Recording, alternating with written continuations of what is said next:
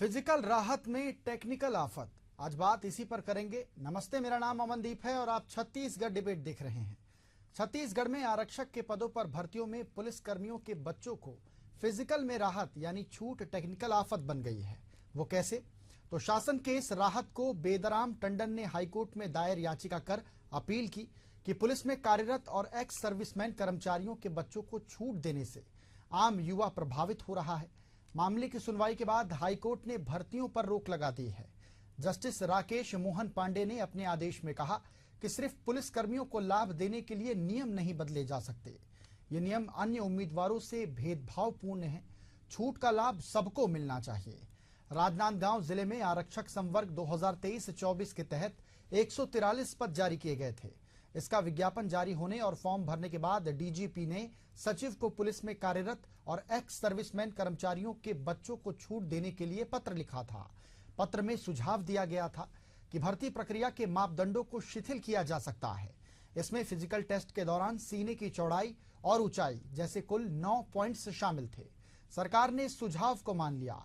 High court की रोक के बाद कांग्रेस ने कहा कि सरकार को नियमों का पालन करना चाहिए था और युवाओं के हित में निर्णय लेना चाहिए था। इस पर भाजपा ने सफाई दी कि आरक्षक भर्ती पर एक मसले के कारण हाईकोर्ट का स्टे है। 7.5 लाख युवा एग्जाम दे रहे हैं। हाईकोर्ट से आग्रह है कि उन्हें भी अनुमति दी जाए ताकि परीक्षा प्रक्रिया को आगे बढ़ाया जा सके। कांग्रेस कार्यकाल में परीक्षा के बाद भी नियुक्तियां नहीं हो पाती थी। इस पर चर्चा से सुनते हैं, चर्चा करने से पहले कि नेतागण इस विषय पर क्या कुछ कह रहे हैं। सुनिए। देखिए, सरकार नियमों को अपने हिसाब से ताक पे रख के भर्ती प्रक्रिया चालू की थी, तो स्वाभाविक हाईकोर्ट में रोक लगना ही था। सरकार को नियम कानूनों का पालन करना था, युवाओं के हितों में निर्णय लेना था, तो इस प्रकार की रोक लगने की संभावना नहीं रहती। आरक्षक भर्ती पर हाईकोर्ट का स्टे हुआ है। मतलब 7.5 लाख लोग एग्जाम दे रहे हैं, परंतु एक मसले के कारण इतने लोगों का विषय वो स्टे हो गया है। हाईकोर्ट से मैंने आग्रह करने के लिए कहा है कि उनको भी अनुमति दे दिया जाए और साथ ही साथ सारी परीक्षा की प्रक्रिया फिर से आगे बढ़ाई जाए। अन्यथा छत्तीसगढ़ में पिछली सरकार के समय से जो बिगड़ी हुई परंपराएं हैं कि 6-6 साल तक परीक्षाओं की नियुक्तियां नहीं हो पाती हैं, परीक्षाएं पूरी नहीं हो पाती हैं, इस बात का बड़ी चिंता है मन में। मैं सोचता हूं कि शीघ्र ही इस विषय पर भी माननीय हाईकोर्ट से निर्देश प्राप्त करके और आगे बढ़ेंगे। और चलिए इस पर चर्चा को आगे बढ़ाते हैं। हमारे साथ 3 खास मेहमान जुड़ गए हैं, या यूं कहूं हमारे साथ 3 खास मेहमानों का पैनल जुड़ चुका है। परिचय आपसे करा देता हूं। प्रीति स्वर्णकार जी हमारे साथ जुड़ी हुई हैं, भाजपा की प्रवक्ता हैं। बहुत स्वागत है प्रीति जी आपका। अनिल सिंह चौहान हमारे साथ कांग्रेस प्रवक्ता जुड़े हुए हैं। अनिल जी बहुत स्वागत करता हूं आपका। और हमारे संवाददाता नितिन मिश्रा भी हमारे साथ स्टूडियो से जुड़े हुए हैं। नितिन, आपका भी बहुत स्वागत है। प्रीति जी, हाईकोर्ट ने स्टे लगा दी है भर्ती पर, सबसे पहले प्रतिक्रिया आपसे ही लूंगा।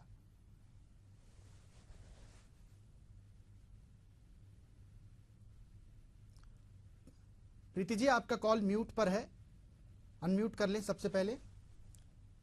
जी, सभी को नमस्कार। देखिए, छत्तीसगढ़ में जो आरक्षक भर्ती है उसमें 5,967 जो भर्तियां हैं उनको निकाला गया था और उसमें फॉर्म भराए गए, बच्चों का एग्जामिनेशन जो अभी जैसे कि फिजिकल का चल ही रहा है, तो जिसमें जो अपने बेदराम टंडन जी हैं राजनांदगांव से, उन्होंने एक याचिका दर्ज की है कि जो आरक्षण है, जैसे पुलिस वाले के जो सीनियर लोग हैं, जो वहां पे कार्यरत जो कर्मचारी हैं, चाहे वो रिटायर वाले हैं या प्रेजेंट वाले हैं, तो उनके बच्चों को जो छूट मिलती है वो सभी को मिलनी चाहिए। क्योंकि देखिए, हर एक व्यक्ति का अधिकार होता है, समान जो कानून है सबके लिए बराबर बना है, सबके लिए छूट भी बराबर होनी चाहिए। क्योंकि कई बच्चे ऐसे होते हैं जो सामान्य वर्ग से हैं, जिनको कोई आरक्षण नहीं मिलता, पर वो 1 बार 2 बार 3 बार से लगातार वो भर्ती प्रक्रिया के लिए प्रयासरत रहते हैं। फिर एक टाइम के बाद उनकी उम्र चले जाएगी, तो उस सीमा को पार करने के बाद वो उस प्रक्रिया के दौर से नहीं गुजर पाएंगे, तो उनका कहीं ना कहीं मनोबल टूटता है। तो एक सपना टूटता है कि हमें जो उन्होंने एक सपना देखा था कि हम इस क्षेत्र में, इस जगह में जाके या इस लाइन को पकड़ के अपना आगे का भविष्य बना सकते हैं, तो उनके लिए ये बहुत ही नुकसानदेह हो जाएगा अगर सिर्फ आरक्षण जो कर्मचारी है उन्हीं के बच्चे लोग को मिलेगा। तो बराबर समान अधिकार सभी को है, सभी जो आम जनमानस के बच्चे हैं, जो आम लेकिन ठीक है प्रीति जनता जी, है, जो ठीक है, एक बार आपकी बात मान भी लेते हैं, लेकिन मुझे नहीं लगता कि पुलिस जैसी भर्ती प्रक्रिया को शिथिल किया जाना चाहिए, क्योंकि एक सुरक्षा की बात होती है प्रीति जी।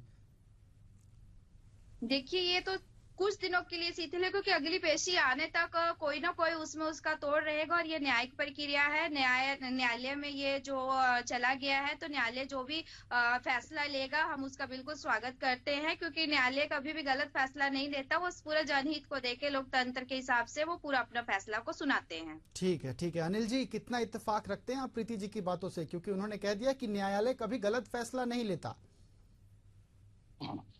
अमनदीप जी, आपको और आपके विद्वान दर्शकों को मेरा नमस्कार।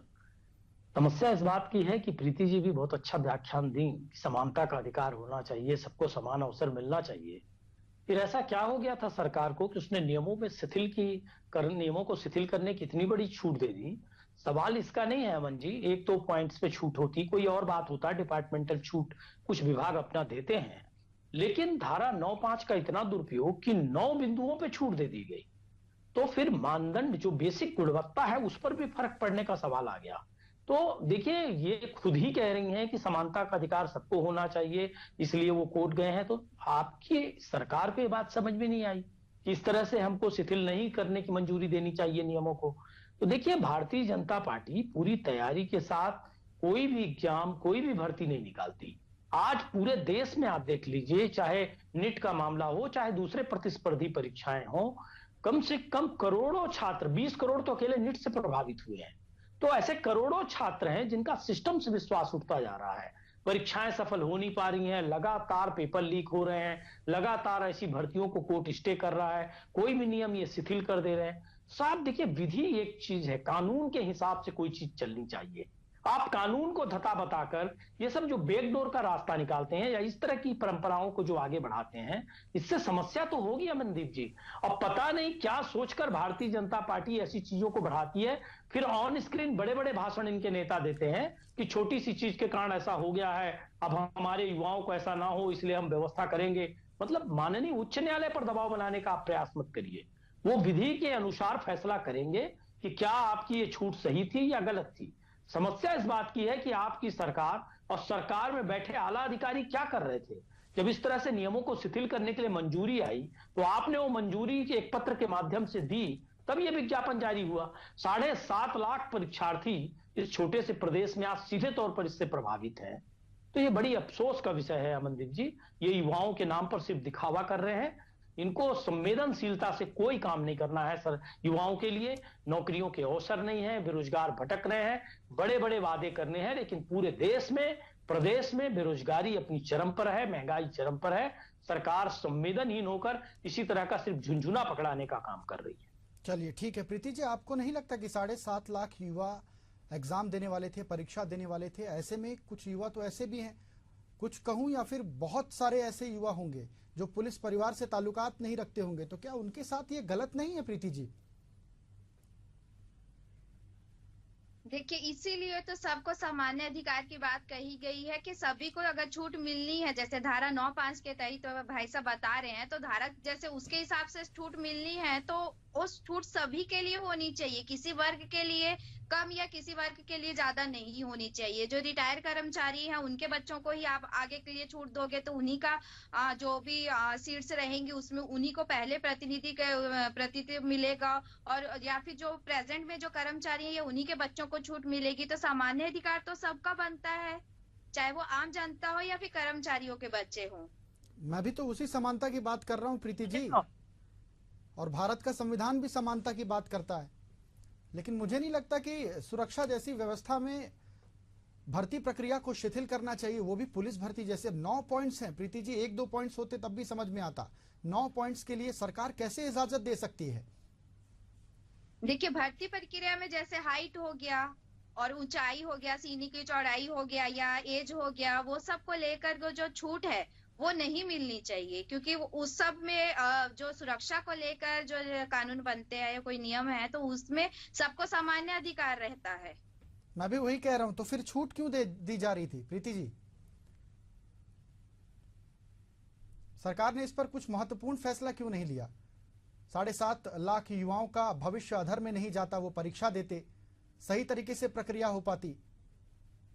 देखिए, ये मामला अभी तो फिलहाल न्यायालय प्रक्रिया में है। कोर्ट की तरफ से जो भी आदेश होगा तो जनता के हित के लिए होगा, चाहे इसमें जो छूट दी गई है वो या फिर जो छूट नहीं देनी चाहिए उस याचिका पे उसमें बात होगी और नेक्स्ट हियरिंग में उसके लिए कोई ना कोई फैसला लगाया जाएगा। जैसा कि अभी फिजिकल वाला जो एग्जाम था बच्चे लोग का, वो उसमें स्थगित किया गया है, शिथिल किया गया है। वो नेक्स्ट जो भी प्रक्रिया रहेगी न्यायालय की, जब नेक्स्ट हियरिंग रहेगी उसमें जो फैसला रहेगा उस हिसाब से उनके लिए ऐसा नहीं है कि वो रास्ता बंद हो गया है, उसके लिए कोई और दूसरा निकाला जाएगा ताकि बच्चे लोग अपना एग्जाम को दे सके। क्योंकि बच्चे बहुत मेहनत करते हैं, बहुत कठिन परीक्षाएं रहती हैं। जो पुलिस बल और आरक्षण बल में जो स्टूडेंट लोग हैं जो अपनी भर्तियों के लिए या उस लाइन में जाने के लिए बहुत स्ट्रगल करते हैं और बहुत ही मेहनत से इस एग्जाम को निकालते हैं। चलिए ठीक है प्रीति जी, एक पॉइंट्स पर आपसे जवाब मांगना चाहूंगा। ऊंचाई और चौड़ाई की अभी हमने बात की, आपने ये कहा कि हाँ ये गलत है, आप ये मानती हैं। उसके बाद मैं कांग्रेस प्रवक्ता के पास जाता हूं। देखिए, छूट की बात है, जैसे हाइट, जैसे पुलिस बल में या फिर जो ये सुरक्षा की दृष्टि से अगर देखा जाएगा, जो सुरक्षा बल का जो भर्ती प्रक्रिया होती है, इसमें हाइट और सीने का चौड़ाई और ये सब बहुत मायने रखता है। क्योंकि अच्छा हाइटेड पर्सन जो रहेगा, कहीं भी क्षेत्र में या कोई दिक्कतें आती हैं तो वो इजिली उस चीज को हैंडल कर सकता है। चलिए ठीक है। अनिल जी, जब आपने जवाब तो सुना होगा प्रीति जी का, बताएं क्या कुछ कहेंगे आप। अमन जी, मैं तो बड़े आश्चर्य में हूं कि भारतीय जनता पार्टी के प्रवक्ता को साधुवाद भी दूंगा कि वो स्वीकार कर रही हैं कि इन चीजों में बेसिक गुणवत्ता है एक जवान की, इसमें समझौता नहीं करना चाहिए। लेकिन समझ में नहीं आता कि इन्हीं की सरकार इससे समझौता करती है, भर्ती विज्ञापन जारी करती है और भारतीय जनता पार्टी के प्रवक्ता आपके लोकप्रिय चैनल पर हमारा काम आसान ही बना रहे हैं। जनता को भी समझ में आ रहा है, वो खुद भी मान रहे हैं कि ये करना गलत है। लेकिन हमारी सरकार ने विज्ञापन जारी किया, हमारी सरकार ने नियमों को शिथिल किया, अब माननीय उच्च न्यायालय ने स्टे किया है तो माननीय उच्च न्यायालय का निर्णय मानेंगे। तो भाई, माननीय उच्च न्यायालय का निर्णय मानना तो आपकी संवैधानिक मजबूरी हो तो आप मानोगे। लेकिन आपकी सरकार को क्या गया है, जो बातें प्रीति स्वर्णकार जी को समझ में आ रही हैं, बहुत विदुषी महिला है, वो बात भारतीय जनता पार्टी के कैबिनेट को क्यों नहीं समझ में आई, गृह मंत्री जी को क्यों समझ में नहीं आई। उन्होंने तो परमिशन दे दी, साहब हाइट हेल्थ सब में समझौता कर लो और उसके बाद भर्ती कर लो। 9 पॉइंट्स पे उन्होंने नियम को शिथिल कर दिया गृह मंत्री जी ने। बिल्कुल अनिल जी, ये बात तो वैसी हो गई कि अब पछतावे क्या होगा जब चिड़िया चुग गई खेत। अब अगर ये पहले हो जाता तो 7.5 लाख युवाओं का भविष्य अधर में नहीं जाता। लगभग 6,000 के समथिंग की भर्तियां हैं ये, और ऐसे में आज युवा एग्जाम दे रहे होते, कुछ दिनों में रिजल्ट आ जाता, भर्ती प्रक्रिया बहुत आसानी से हो जाती। अमन जी, निश्चित रूप से ये सरकार को खुद ही नहीं पता कि हम क्या निर्णय ले रहे हैं। देखिए, शुरू से कांग्रेस पार्टी इस बात को कहती आई है, कांग्रेस ये जो अभी वर्तमान में सरकार बैठी है भारतीय जनता पार्टी की, ये इसमें कैबिनेट में पूरा नौसिखियों की सरकार है। जैसा चाह रहे हैं उस तरह का कुछ भी आदेश निकाल रहे हैं, कुछ भी पत्र जारी कर रहे हैं। आप बताइए मनदीप जी, नौ महत्वपूर्ण बिंदुओं को फिजिकल में शिथिल कर देना भारतीय जनता पार्टी की सरकार को हो क्या गया है। वो कौन सी आर्म फोर्सेस और कौन सी फोर्स और कौन से पुलिस के जवान तैयार करना चाहती है, और क्यों इस तरह असमानता का वातावरण समाज में और प्रदेश में बनाने का प्रयास कर रही है। और उसके बाद माननीय उच्च न्यायालय स्टे कर रही है, तो उसके बाद यहां भारतीय जनता पार्टी के प्रवक्ता स्वयं कह रही है कि ये गलत बात है। तो गलत बात अगर प्रीति स्वर्णकार जी को समझ में आ रही है तो माननीय विष्णुदेव जी के विष्णु भोग को क्यों नहीं समझ में आ रही है। ये कौन सा खेल है विष्णु भोग का। ये कोई ऐसा षड्यंत्र तो नहीं चल रहा है कि इसके माध्यम से भर्तियों में, चूंकि हमने नियमों को शिथिल कर दिया है, तो किस तरह से विष्णु भोग का कलेक्शन हो, किस तरह से भ्रष्टाचार किया जाए। न्यायालय पे हमें पूरा विश्वास है। अरे न्यायालय पर विश्वास है, पर सरकार को आपके क्या हो गया है। ये सरकार क्यों ऐसे बिंदुओं को शिथिल कर रही है। ठीक है अनिल जी, प्रीति जी कुछ कहना चाह रही, मैं आता हूं आपके पास। अनिल जी, मैं वापस आता हूं आपके पास। प्रीति जी कुछ कहना चाह रही, प्रीति जी कह रही थी, आप कुछ कहिए। देखिए, किसी के ऊपर दोषारोपण करना कि नौसिखियों की सरकार है या बिना सीख वालों की सरकार है, ये बिल्कुल बिना तथ्य की बातें हैं। ऐसा अपने जो भी अपने मुख्यमंत्री हैं, आदरणीय देखिए मुख्यमंत्री तो सबके होते हैं, तो सरकार के ऊपर उंगली उठाना बहुत आसान लगता है विपक्ष को।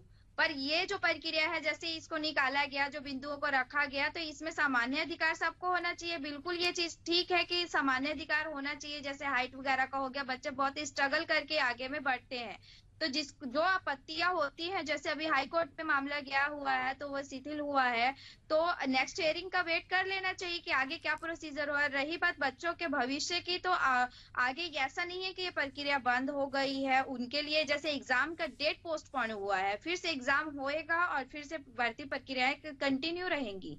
चलिए ठीक है, अनिल जी कुछ कह रहे थे, आप कहिए। मैं तो सिर्फ इतना कह रहा हूं अमन जी कि नियमों को क्यों शिथिल किया गया, ये सरकार का दायित्व था कि इस तरह की मांग अगर पुलिस के किसी आला अधिकारी ने की भी थी तो सरकार का यह दायित्व था कि वो समानता के अधिकार का पालन करे और सभी को समान अवसर दे। सरकार से एक चूक हुई है जिसको भारतीय जनता पार्टी की प्रवक्ता स्वयं स्वीकार कर रही है कि समानता का अवसर मिलना चाहिए। और देखिए, विपक्ष के लिए आसान नहीं है उंगली उठाना, विपक्ष का धर्म है, विपक्ष का दायित्व है, विपक्ष को जनादेश है कि वो सरकार की इस तरह की चीजें जिसमें समानता का भाव खत्म हो, सद्भावना का भाव खत्म हो, संविधान की मूल आत्मा को ठेस पहुंचे, उस पर सवाल तो हम उठाएंगे कि आपने कैसी भर्ती प्रक्रिया निकाली है कि आप इतने इतने नियमों को शिथिल करके भर्ती करना चाहते हैं। माननीय उच्च न्यायालय को दखल देना पड़ रहा है। ये कौन सा सिस्टम है, ये कौन सी बेबसी थी सरकार की, और कौन सी बेबसी है भारतीय जनता पार्टी के प्रवक्ता की भी, कि वो मान तो रही है कि समानता का अधिकार होना चाहिए, लेकिन ये मानने को तैयार नहीं है कि सरकार की चूक हुई है। अरे सरकार के बिना आदेश के, सरकार के बिना में, सरकार के बिना नियमों को शिथिल किए हुए यह भर्ती नहीं निकाली गई है। स्वयं सरकार ने इसकी मंजूरी दी कि हां इस तरह की भर्ती की जाए, इस तरह से नियमों को शिथिल किया जाए, तब यह विज्ञापन जारी हुआ है। आप युवाओं को भटकाने का, गुमराह करने का प्रयास कर रहे हैं। जिन युवाओं की एज अभी लिमिट पर है, पार हो जाएगी, उनके लिए तो बहुत गहरा झटका है। तो आप जानबूझकर ऐसे नियम बनाते हैं जिससे असमानता फैले, थोड़ा सा असंतोष फैले समाज में, या इस तरह के विघ्न आने पर प्रक्रिया रुक जाए। ये बड़ी हैरत की बात है, बहुत दुखद बात है। संवेदनशील होना चाहिए सरकार को इस गंभीर मसले पर। हुई है या कहीं चूक नहीं हुई है, किसी के ऊपर भी बिना तथ्य की बातें करना, आप लोग ऐसा काम पहले भी करते आ चुके हैं। आप मुझे ये बताइए, जब भर्ती प्रक्रिया हुई थी तब भी तो वही नियम निकले हुए थे। डीएलएड वालों की जगह में बीएड वालों को भर्ती दी गई, जो अभी हमारी सरकार में उन्होंने धरना किया। आप बताइए, मुझे इस प्रश्न का जवाब दीजिए, जब डीएलएड वालों की जगह में बीएड वालों की भर्ती ली गई, अब आज की डेट में बीएड वाले अंदर जॉब कर रहे हैं और डीएलएड वाले बोलते हैं कि हमारा स्थान तो उनको जॉब से हटाया जाए। तो ये चूक तो आपकी सरकार में भी हुई थी ना, तो आज क्यों डीएलएड वालों को धरना प्रदर्शन कर पा रहा है? जवाब देना वालों की जगह में डीएलएड वालों की भर्ती। अच्छा ठीक है प्रीति जी चलिए, चूक की बात आई है, चूक की बात आई है प्रीति जी, चूक की बात आई है।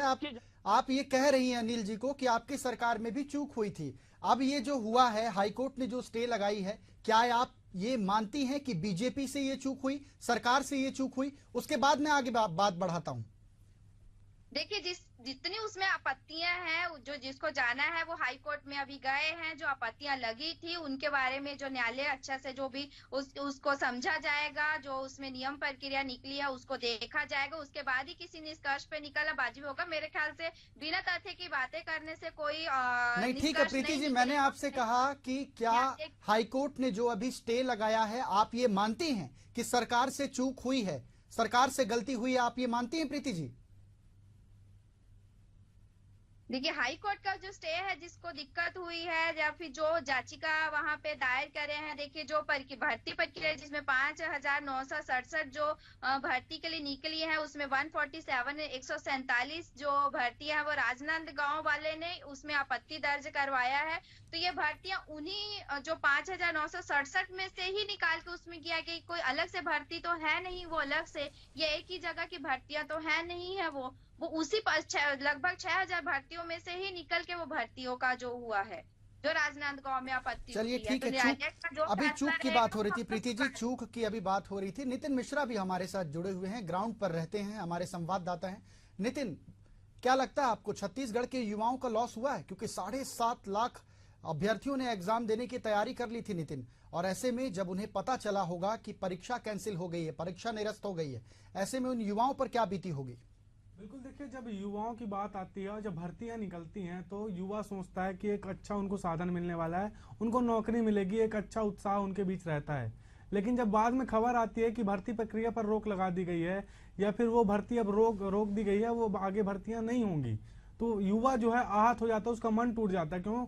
क्योंकि वो साल भर से अपनी तैयारी कर रहा रहता है, और कई लोग तो 5-5 साल 10-10 साल से केवल कंपटीशन एग्जाम की तैयारी करते हैं। लेकिन आखिरी में उनके साथ होता क्या है, या तो भर्ती प्रक्रिया पर रोक लगा दी जाती है, या फिर वो भर्ती ही कैंसिल कर दी जाती है, या फिर वो भर्ती जो है उसमें आरक्षण दे दिया जाता है। जैसे इस बार जो आरक्षण दिया गया है इस भर्ती प्रक्रिया में आरक्षकों की, इसमें अलग अलग पदों पर भर्तियां होनी थी।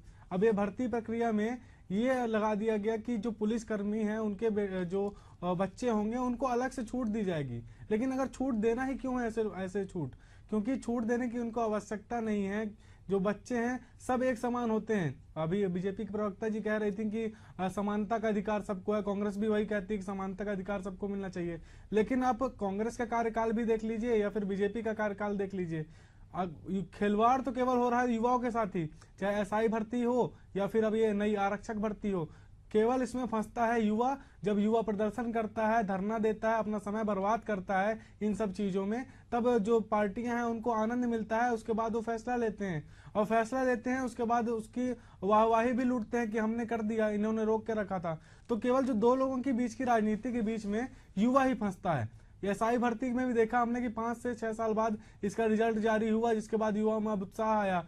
जब आपको तब की बात बताता हूं, जब ये भर्ती का नोटिफिकेशन जारी हुआ तो उसके बाद डीजी ने पत्र लिख दिया कि पुलिसकर्मी जो है रिटायर, उनके बच्चों को अलग से आरक्षण दिया जाए, 9 बिंदुओं पर जो है उनको छूट दे दी जाए।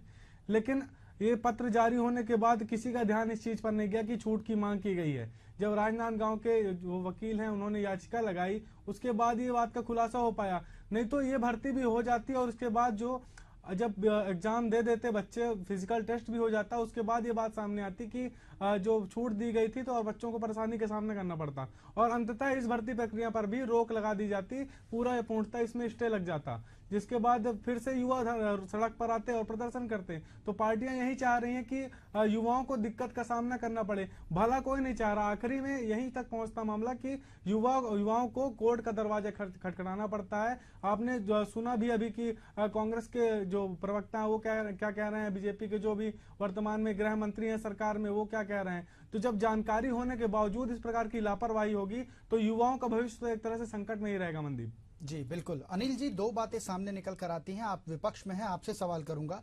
2018 की एसआई भर्ती आपको याद होगी, आपके सरकार के समय की ही उस समय की बात है। और दूसरी बात ये कि गृह मंत्री शर्मा जी ने ये कहा है कि कांग्रेस के कार्यकाल में भर्तियां ही नहीं होती थी। इन दोनों बातों का आप जवाब दे दीजिए। देखिए मनदीप जी, जो 2018 की आप भर्ती की बात कर रहे हैं वो हमारे कार्यकाल नहीं, भारतीय जनता पार्टी के कार्यकाल में निकाली गई थी, और उसको पेंडिंग कर दिया था इन्होंने निकालने के बाद। अप्रैल मई में इन्होंने निकाला, नवंबर दिसंबर में चुनाव हुए, भर्ती पेंडिंग थी। हमारी सरकार में पूरा मामला निपट गया, और रिजल्ट जरूर घोषित होने में तकनीकी रूप से समस्या आई और उसके बाद वो मामला निपटा, नहीं तो ये पूरी भर्ती प्रक्रिया ही रद्द कर देती। दूसरी बात देखिए, 5 साल तो आपकी सरकार थी, 5 साल तो अनिल जी आपकी सरकार थी। आप बच्चों का भविष्य बना सकते थे, अभ्यर्थियों का भविष्य बना सकते थे। उस समय कांग्रेस को और तत्कालीन सरकार को ये सोचना चाहिए था। मैं आपको उसी विषय पर आ रहा हूं।